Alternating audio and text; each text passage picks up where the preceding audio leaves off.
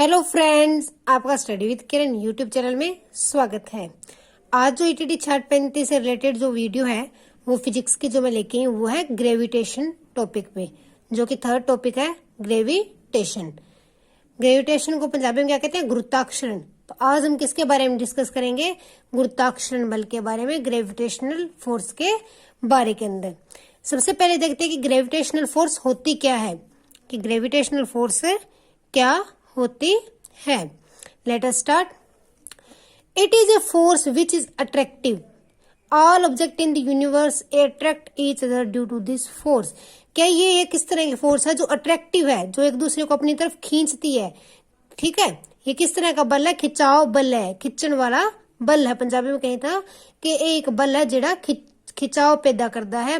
Attractive force है जो एक दूसरी चीज को अट्रैक्ट करती है। जो भी यूनिवर्स के अंदर ऑब्जेक्ट है, जितने भी ऑब्जेक्ट है वो सारे एक दूसरे को अट्रैक्ट करते हैं। कोई भी ऑब्जेक्ट है यूनिवर्स के अंदर वो एक दूसरे की तरफ अट्रैक्ट करते हैं। तो ग्रेविटेशनल फोर्स क्या है? It is a force which is attractive. All object in the universe attract each other due to this force. इस फोर्स के कारण यूनिवर्स के अंदर जितने भी ऑब्जेक्ट हैं वो सारे एक दूसरे को क्या करते हैं? अट्रैक्ट करते हैं, एक दूसरे की तरफ खींचते हैं। अब देखते हैं लॉ ऑफ ग्रेविटेशन क्या कहता है। Every object in universe attract every other object with a force which is proportional to product of their masses and inversely proportional to the square of their distance। ये एक minute बाद में discuss करते हैं। Gravity है, जो gravitational force है, पहले लॉ को बाद में पढ़ते हैं। ग्रेविटेशनल फोर्स जो है कैसे इसको हमने देखा कि इसकी कब जो है हमारे ये टर्म डिफाइन हुई। तो ये क्या है कि एक बार जो न्यूटन है वो एक एप्पल के पेड़ के नीचे बैठा था। ठीक है, एप्पल के पेड़ के नीचे वो बैठा था तो उसने क्या देखा कि एप्पल जो है पेड़ से टूट के नीचे की तरफ गिर रहा है। तो उसने सोचा कि ये सिर्फ नीचे क्यों गिर रहा है, डाउनवर्ड ही क्यों आ रहा है, ऊपर क्यों नहीं जा रहा। तब उसे पता चला कि कुछ ना कुछ फोर्स है जो अर्थ के पास वो इसे खींच रही है। लेकिन फिर उसने मून को देखा। किसको देखा? मून को देखा। तो उसने सोचा कि अगर अर्थ के पास एप्पल को खींचने की फोर्स है तो ये मून को अपनी तरफ क्यों नहीं खींचती, मून जो इसके ऊपर आके क्यों नहीं जो इसके साथ टच करता है, इसका रीजन क्या है। तो जब इस बात पे उसने डीपली स्टडी की तब उसने निकाला ग्रेविटेशन, कि ग्रेविटेशन फोर्स क्या है कि हर एक ऑब्जेक्ट जो है वो एक दूसरी चीज को अपनी तरफ अट्रैक्ट करते हैं। तो जब एक दूसरे को अपनी तरफ अट्रैक्ट करते हैं, इसी वजह से जो यूनिवर्स के अंदर सारे प्लेनेट है वो एक दूसरे को अट्रैक्ट करते हुए और वो अपने ऑर्बिट में घूमते रहते हैं, उनका बैलेंस बना रहता है। वो आपस में एक दूसरे की तरफ क्यों नहीं जाते? क्योंकि वो जो उनके अंदर ग्रेविटेशनल फोर्स हर एक प्लेनेट के अंदर होती है, हर चीज के अंदर होती है, तो वो जो अपना बैलेंस है वो बनाए रखते हैं। तो ग्रेविटेशनल फोर्स का न्यूटन ने फाउंड किया था कि इस तरह से फाउंड किया कि उसने एप्पल को नीचे गिरते हुए देखा, लेकिन उसने देखा कि फिर अगर एप्पल जो नीचे गिरा है तो अर्थ के पास कोई पावर है, लेकिन अर्थ के पास कोई पावर है जिससे वो किसी चीज को खींच सकती है, तो फिर वो जब मून को क्यों नहीं खींच सकती। तो उसने फिर जो उसकी डीपली स्टडी की तब उसने डिफाइन किया कि हर एक ऑब्जेक्ट जितने भी यूनिवर्स में है उनके अंदर ग्रेविटेशनल फोर्स होता है जो एक दूसरे को अट्रैक्ट करते हैं। इसी ग्रेविटेशनल फोर्स के कारण जो हमारे यूनिवर्स, जो हमारा सारे प्लेनेट है वो अपने ऑर्बिट में घूमते रहते हैं। अब देखते हैं लॉ ऑफ ग्रेविटेशन क्या कहता है। लॉ ऑफ ग्रेविटेशन कहता है कि कोई भी object, every object in universe, कि यूनिवर्स में कोई भी ऑब्जेक्ट है वो एक दूसरे को क्या करता है? अट्रैक्ट करता है एक फोर्स से, जिसे हम ग्रेविटेशन फोर्स कहते हैं। वो किसके इक्वल होते हैं? Is proportional to product of their masses and inversely proportional to square of distance between them. कि ये जो फोर्स है वो किसके इक्वल होती है? प्रोपोर्शनल होती है उनके मासेस के प्रोडक्ट के। कोई भी दो चीजें उनके मासेस के प्रोडक्ट, और इनवर्सली प्रोपोर्शनल होती है उनके डिस्टेंस के स्केयर के। मान लो ये कोई एक चीज है, ये दूसरी चीज है, इसका मास m1 है, m2 है, तो इनके बीच के अंदर जो अट्रैक्शन फोर्स है, जो इनके बीच में अट्रैक्शन फोर्स है वो क्या होगी कि इनकी दोनों के मासेस की प्रोडक्ट के डायरेक्ट प्रोपोर्शनल, और इसकी जो डिस्टेंस है, ये मान लेते हैं इसका डिस्टेंस d है, तो इसके इनवर्सली प्रोपोर्शनल होगी। तो एफ किसके प्रोपोर्शनल है? m1 m2 upon d square. ये दोनों क्या मासेस है हमारे दो ऑब्जेक्ट के, और d क्या है उनके बीच में डिस्टेंस है। अब देखो ये हमारे पास क्या था? प्रोपोर्शनल था, m1 into m2 upon d square. Sorry यहाँ पे इक्वल नहीं लगाना था, तो ये क्या है? प्रोपोर्शनल था। इसको इक्वल करने के लिए मैं यहाँ पे कांस्टेंट लगा देती हूँ g, जिसे हम कहते हैं ग्रेविटेशनल कांस्टेंट। इसे क्या कहते हैं? ग्रेविटेशनल कांस्टेंट, तो हमारे पास ये फॉर्मूला बन गया कि जो फोर्स है वो किसकी इक्वल होती है, जी m1 m2 upon D square. और जो ग्रेविटेशनल कांस्टेंट उसकी वैल्यू ये है, ग्रेविटेशनल कांस्टेंट की वैल्यू क्या है, 6.67 इंटू 10⁻11 न्यूटन मीटर स्क्वायर पर केजी स्क्वायर। ओके, तो ये क्या कि ये जो जी कांस्टेंट लगाते हैं इसे क्या बोलते हैं, ग्रेविटी कांस्टेंट। क्या बोलते हैं इसे, ग्रेविटी कांस्टेंट। ग्रेविटी कांस्टेंट की वैल्यू ये है। एग्जाम में ये क्वेश्चन आ सकता है कि ग्रेविटी कांस्टेंट क्या होता है या ग्रेविटी कांस्टेंट की वैल्यू क्या है, ठीक है। और ये हमारे पास क्या ग्रेविटेशन फोर्स है, जो हमारी फोर्स है, अट्रैक्टिव फोर्स है। कोई भी दो ऑब्जेक्ट हैं, इन दोनों के बीच में अगर हमें कहे कि आप फाइंड करो कि इनकी अट्रैक्टिव फोर्स कितनी है, तो वो किसके इक्वल होती है, G masses of product of masses upon distance square, जिनका डिस्टेंस है। तो ये था लॉ ऑफ ग्रेविटेशन। ये क्या था, लॉ ऑफ ग्रेविटेशन। अब बात करते हैं ग्रेविटी। ग्रेविटी क्या है, अर्थ की अट्रैक्टिव फोर्स। जो अर्थ की अट्रैक्टिव फोर्स है, अर्थ के पास जो क्वालिटी है जिससे वो किसी भी चीज को अपनी तरफ खींचते हैं, उसे क्या कहते हैं, ग्रेविटी। अर्थ की जो अट्रैक्टिव फोर्स है उसे हम क्या कहते हैं, ग्रेविटी कहते हैं, ठीक है। अर्थ कोई भी चीज को अपनी तरफ खींचते हैं ना, हम कोई भी चीज ऊपर उछालते हैं वापस नीचे अर्थ के पास आके टकरा जाती है, ठीक है। तो ये क्या है, अट्रैक्टिव फोर्स ऑफ अर्थ को क्या बोलते हैं, ग्रेविटी कहते हैं। जो अर्थ जिस फोर्स से अपनी तरफ किसी भी ऑब्जेक्ट को अट्रैक्ट करती है वो क्या होती है, ग्रेविटी। जो ग्रेविटी है उसको हम स्मॉल जी से डिनोट करते हैं, और इसकी स्मॉल जी की वैल्यू होती है 9.8 मीटर पर सेकेंड स्क्वायर। क्या होती है, 9.8 मीटर पर सेकेंड स्क्वायर। अगर हम निकालें कि ग्रेविटी फोर्स कितनी है, कि ये कोई भी चीज नीचे गिर रही है तो ये किस फोर्स से गिर रही है, कोई भी ऑब्जेक्ट अगर फ्री फॉल कर रहा है नीचे की तरफ गिर रहा है तो वो किस फोर्स से गिर रहा है, तो उसका फार्मूला होता है, फोर्स क्या होगी फिर, जितना इसका मास है, मास इंटू जी, मास इंटू ग्रेविटी, कि जितना ज्यादा मास होगा उतनी ज्यादा फोर्स से वो नीचे गिरेगी। तो फोर्स क्या होता है, mg, मास इंटू ग्रेविटी। तो ग्रेविटी क्या है, जो अर्थ की अट्रैक्टिव फोर्स है, जिस फोर्स से अर्थ जो अपनी तरफ किसी भी चीज को खींचती है उसे क्या कहते हैं, ग्रेविटी। ओके, अब हम देखते हैं relation in small G and capital G, कि कैपिटल जी और स्मॉल जी में रिलेशन क्या है। स्मॉल जी क्या था, अर्थ के अंदर जो ग्रेविटी है, ड्यू टू अर्थ की जो ग्रेविटी है, और कैपिटल जी क्या था, यूनिवर्सल ग्रेविटेशनल कांस्टेंट। ओके, तो अभी हमने क्या देखा, एफ क्या होता है, m इंटू जी। फोर्स कोई भी अर्थ किसी भी चीज को अपनी तरफ खींच रही है तो वो फोर्स किस तरह से होगी, वो फोर्स किसके इक्वल होगी, m इंटू जी। ओके, और हमने क्या देखा था, पहले क्वेश्चन में हमने देखा था कि फोर्स किसके इक्वल होते हैं, gravitational constant into m1 upon R square, distance square. अगर हम अब देखो, मैं अर्थ के साथ इसका रिलेशन बना रही हूँ, तो ये अर्थ के रिलेटिव ग्रेविटी है ना, तो आर क्या अर्थ का रेडियस है। फॉर एग्जाम्पल कि अर्थ के ऊपर कोई भी ऑब्जेक्ट पड़ा है, अब इन दोनों के अंदर मैंने जो है इन दोनों को लेकर मैं रिलेशन बना रही हूँ कैपिटल जी और स्मॉल जी का। तो इन दोनों के अंदर दूरी क्या है, जो अर्थ का रेडियस है उसके इक्वल है, उसको हमने क्या लिया, आर स्क्वायर। तो अभी इन दोनों के अंदर हम रिलेशन देखते हैं क्या है। मैं एफ की जगह ये वैल्यू पुट कर देती हूँ, यहाँ पे M G is equal to capital G m1 upon R square. M से एम कैंसिल हो गया, तो स्मॉल जी क्या आ गया, capital G m1 upon R square. तो ये हमारे पास स्मॉल जी और कैपिटल जी का क्या आ गया, रिलेशन आ गया। स्मॉल जी और कैपिटल जी में क्या रिलेशन है कि small G is equal to capital G m1 upon R square. Okay, तो ये क्या था, relation in capital G and small G. Question में एग्जाम में क्वेश्चन आ सकता है कि what is relation between capital G and small G. तो हमें पता होना चाहिए कि क्या होता है कि small G is equal to capital G m1 upon R square. Okay, तो ये था ग्रेविटी। इसके बाद हम बात करते हैं ग्रेविटी के अंदर ये जो टर्म्स आती है वो है mass and weight. Mass and weight दोनों में फर्क होता है। मास क्या होता है, पुंज, और वेट क्या होता है, भार। ठीक है, अब इन दोनों में फर्क होता है, मास अलग होता है, वेट किसी चीज का अलग होता है। मास क्या होता है कि किसी भी चीज के अंदर इनर्शिया की मौजूदगी, कितना इनर्शिया या कितनी उसके अंदर जड़ता है। कि फॉर एग्जांपल अगर मैं देखूं कि पेंसिल का मास कितना है, तो पेंसिल का मास किसके इक्वल है, जो इसके अंदर मादा भरा हुआ है, मतलब कि जो इसके अंदर जितनी लकड़ी यूज हुई है वो इसके क्या है, मास है। जितनी लकड़ी की क्वांटिटी है इसमें वो क्या है, मास। लेकिन वेट क्या होगा, जब इसको तराजू पे तोलेंगे तो जितना इसका कुछ भी ग्राम में वेट आएगा वो इसका क्या होगा, वेट। तो मास और वेट के अंदर डिफरेंस होता है। मास क्या होता है, उसके अंदर मौजूद मादा दी मौजूदगी, पंजाबी में बोलते हैं मादा दी मौजूदगी, किसी भी पदार्थ विच मौजूद मादे नू उसका पुंज किया जाता है। वेट क्या होता है, जब इसको हम तोलते हैं तो इसके मादे के साथ जो इसका पुंज है उसके साथ ग्रेविटी लग जाती है तो वो इसका क्या होता है, वेट आ जाता है। तो इन दोनों के अंदर डिफरेंस होता है। फर्स्ट क्या है कि मास जो है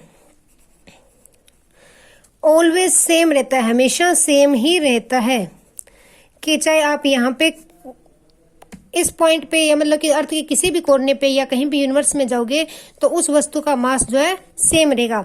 लेकिन वेट जो है वो चेंज होता रहता है। वेट क्या है, चेंज हो जाता है। क्यों? क्योंकि वेट के अंदर साथ में क्या लगती है, ग्रेविटी। तो जहां पे अर्थ की ग्रेविटी ज्यादा लगेगी वेट ज्यादा आएगा, लेकिन जहां ग्रेविटी कम होगी वहां वेट कम आएगा। मास क्या ऑलवेज सेम रहता है, वेट क्या होता है, चेंज होता रहता है। तो मास और वेट के अंदर, दोनों के अंदर क्या है, डिफरेंस है। ओके, तो ये था मास और वेट। ये टर्म्स जो है एग्जाम में पूछी जा सकती है मास और वेट के बारे में। मास को पंजाबी में बोलते हैं पुंज, वेट भार। तो ये था मास एंड वेट। अब नेक्स्ट देखते हैं हम, ये देखो, कोई, मैंने अभी बताया था कि वेट चेंज होता रहता है। तो हम देखते हैं weight on earth and moon, कि अर्थ और वेट, मून के वेट के अंदर क्या रिलेशन है। जो अर्थ के ऊपर किसी भी चीज का वेट होता है ना, ये एग्जाम में क्वेश्चन बन सकता है कि अगर अर्थ पे किसी चीज का वेट 36 किलोग्राम है तो उसका मून पे वेट कितना होगा।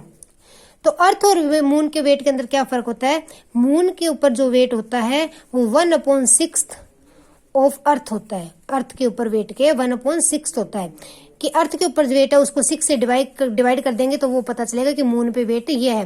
क्योंकि वेट जो ग्रेविटी के अकॉर्डिंग चेंज होता रहता है, मास चेंज नहीं होता। तो इस चीज का मून पे जाके वेट कितना होगा, 36/6 6 kg। ठीक है, जो चीज धरती के ऊपर 36 किलोग्राम के बराबर है वो मून पे जाके 6 किलोग्राम के बराबर रह जाएगी। तो ये था weight on earth and moon. इन दोनों में क्या रिलेशन होता है कि मून पे वेट 1/6 होता है अर्थ के वेट का। ओके, तो ये एग्जाम के अंदर क्वेश्चन बन सकता है। अब जो है ग्रेविटेशन के अकॉर्डिंग अंदर एक टॉपिक हो रहा था, वो है केपलर लॉ, कि केपलर्स ने क्या ला दिए थे और कौन कौन से, वो हम देखते हैं कि केपलर के कौन से लॉ। केपलर ने 3 लॉ दिए थे, law of orbit, law of area and law of time period. तो देखते हैं क्या लॉ थे। फर्स्ट लॉ है केपलर का लॉ ऑफ ऑर्बिट।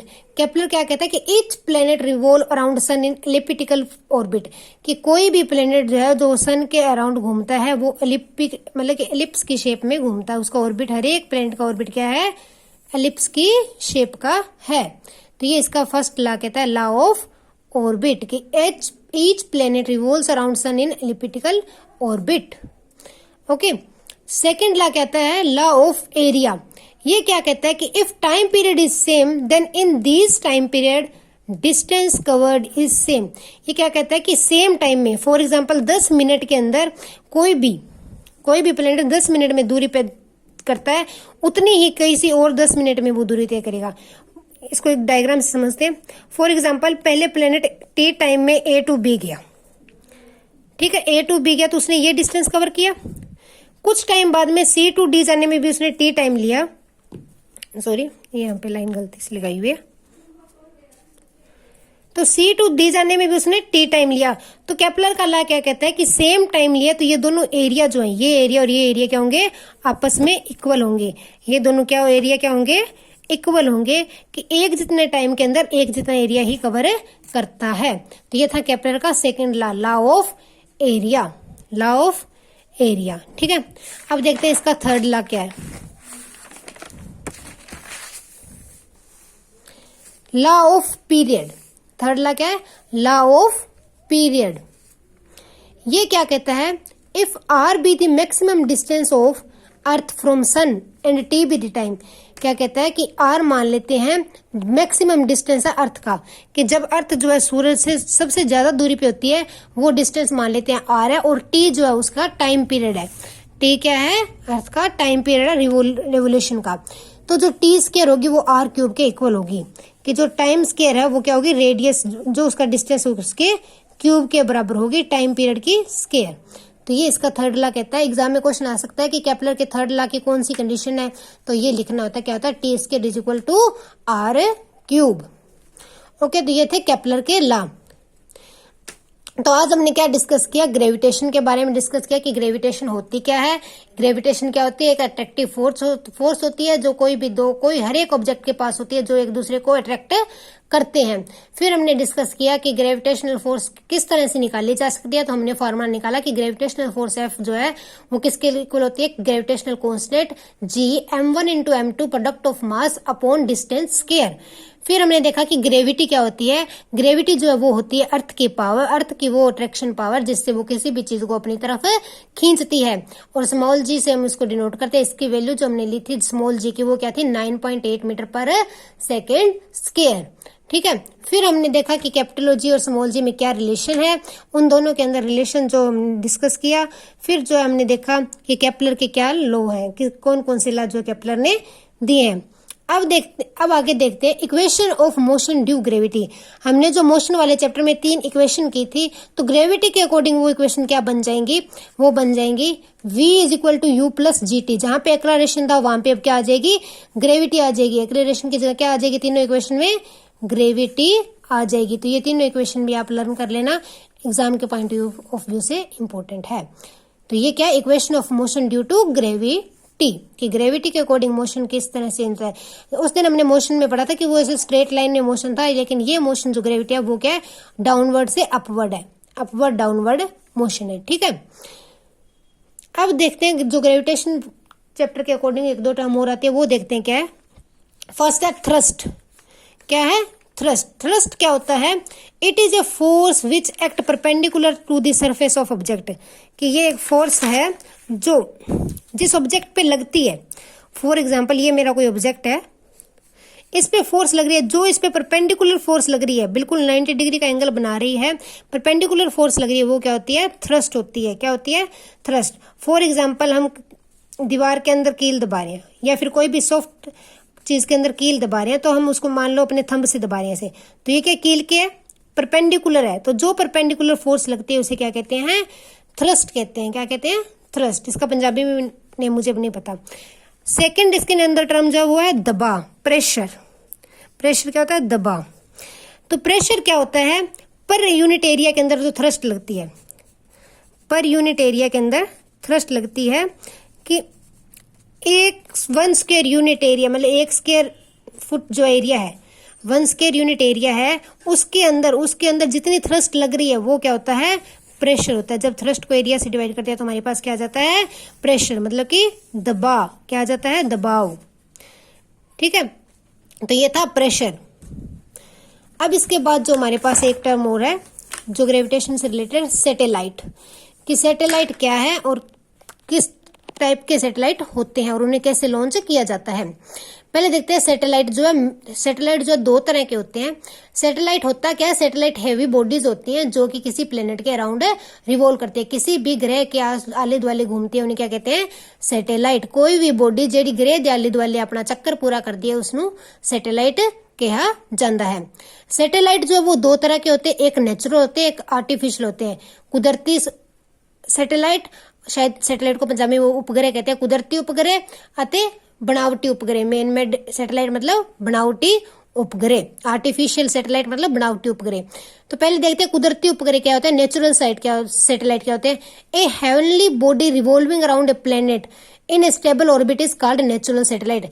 कि कोई काफी बड़ी बॉडी जो कि नेचर से पहले से ही है, जो किसी प्लेनेट के बार बार अपना चक्कर पूरा कर रही है, कोई भी भारी बॉडी जेडी ग्रह के बार अपना चक्कर पूरा कर रही है, वो क्या है, नेचुरल सैटेलाइट है, कुदरती सैटेलाइट है। जैसे कि अर्थ का कुदरती उपग्रह क्या है, चंद।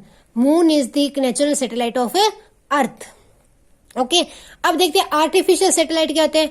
वो उपग्रह जो मनुष्य द्वारा बना के प्लेनेट के बाहर छड्डे जाते हैं। जो भी उपग्रह मनुष्य इंसान के द्वारा बनाए जाते हैं और प्लेनेट के बार बार ग्रह के आले दुआले घूमने के लिए छोड़े जाते हैं, उन्हें क्या कहते हैं, आर्टिफिशियल सैटेलाइट, बनावटी उपग्रह। ओके, इंडिया ने जो फर्स्ट बनावटी उपग्रह डाला था वो कौन सा था, आर्यभट्टा। कौन सा था, आर्यभट्टा। इंडिया का जो फर्स्ट उपग्रह था वो क्या था? आर्यभट्टा। सेकंड उसने भास्कर, और उसके बाद इनसेट 1A, इनसेट 1B, इनसेट, इस नाम से जो है इंडिया जो है अपनी सैटेलाइट भेजता रहा है। ठीक है, तो फर्स्ट क्या था? आर्यभट्टा। ये क्वेश्चन एग्जाम में आ सकता है कि इंडिया का फर्स्ट सैटेलाइट कौन सा था? आर्यभट्टा। तो ये क्या थे? आर्टिफिशियल सैटेलाइट है जो कि आदमी द्वारा, इंसान द्वारा बनाए जाते हैं। अब देखते हैं कि प्रिंसिपल ऑफ लॉन्चिंग सैटेलाइट, कि सैटेलाइट को लॉन्च किया कैसे जाता है। सैटेलाइट को लॉन्च करने के लिए जो क्या है, बहुत ज्यादा प्रेशर से रॉकेट के द्वारा जो हम सैटेलाइट को छोड़ते हैं, रॉकेट बहुत ज्यादा प्रेशर से बाहर निकलता है और फिर उतने ही वेलोसिटी के साथ वो जो है सैटेलाइट को अर्थ से बाहर छोड़ देता है। वो इस इतनी ज्यादा वेलोसिटी से छोड़ता है कि वो अर्थ के ग्रेविटी जो पार्ट है, जहां तक उसके ग्रेविटेशन फोर्स की पहुंच है, वहां से बाहर निकल जाता है और अर्थ के बार बार ऑर्बिट में घूमने लग जाता है। अर्थ के बार बार क्या है? ऑर्बिट में जो है वो अपना रेवोल्यूशन जो है वो स्टार्ट कर देता है। तो प्रिंस ये क्या लॉन्च करते हैं इस तरह से सैटेलाइट को। एक सैटेलाइट होते हैं जियो स्टेशनरी सैटेलाइट। जियो स्टेशनरी सैटेलाइट वो होते हैं जो हमें ऐसे लगता है कि अपनी जगह पे खड़े हैं। क्या है? अपनी जगह पे खड़े हुए प्रतीत होते हैं, ऐसे लगता है कि ये घूम नहीं रहे, अर्थ के एक ही पॉइंट पे दिखते हैं, लेकिन ये ओरिजिनली रियल के अंदर ये क्या है? घूमते रहते हैं। जियो stationery satellite always stay over the same place above the earth, but we know satellite never remain on at rest, it only seem to rest but revolving around the earth। कि जियो stationery satellite जो है वो हमें से लगता है कि ये अर्थ के जो है ऊपर एक ही जगह खड़ा है, लेकिन हमें पता है कि सैटेलाइट जो है रेस्ट पे नहीं रहता, आराम की स्थिति में नहीं रहता, तो क्या वो घूमता होता है, लेकिन वो अर्थ के ऊपर इस तरह से घूम रहा होता है कि अर्थ के इक्वल उसका जो है वेलोसिटी और अर्थ की इक्वल होती है, जिसकी वजह से वो हमें से अलग प्रतीत होता है कि वो एक जगह खड़ा है। जो जियो स्टेशनरी सैटेलाइट होते हैं वो 120 डिग्री अर्थ का एरिया जो है कवर करते हैं। कितना? 120 डिग्री। कितना एरिया कवर करते हैं? जियो स्टेशनरी सैटेलाइट जो है वो कवर करते हैं, it cover 120 degree area of earth. ये धरती का 120 डिग्री एरिया जो है वो कवर करते हैं। ओके, इसके बाद देखो एक बात और, जो ये जियो स्टेशनरी सैटेलाइट है ये काफी ज्यादा ऊंचाई पे होती है। ये कितने अबव होते हैं अर्थ से? ये जो है 36,000 किलोमीटर अबव होते हैं। कितने होते हैं? 36,000 किलोमीटर। ये अर्थ से इनकी दूरी कितनी होती है? 36,000 किलोमीटर। जो जियो स्टेशनरी सैटेलाइट है वो हमें क्या प्रतीत होते हैं? एक जगह खड़े हुए प्रतीत होते हैं, और इनके अर्थ से दूरी कितनी होती है? 36,000 किलोमीटर। और ये अर्थ का कितना एरिया कवर करते हैं? 120 मीटर। तो ये था ग्रेविटेशन पार्ट चैप्टर हमारा। इसके अंदर जितने भी टॉपिक आते थे वो आज हमने डिस्कस कर लिए। Thanks and have a nice day. Keep supporting me.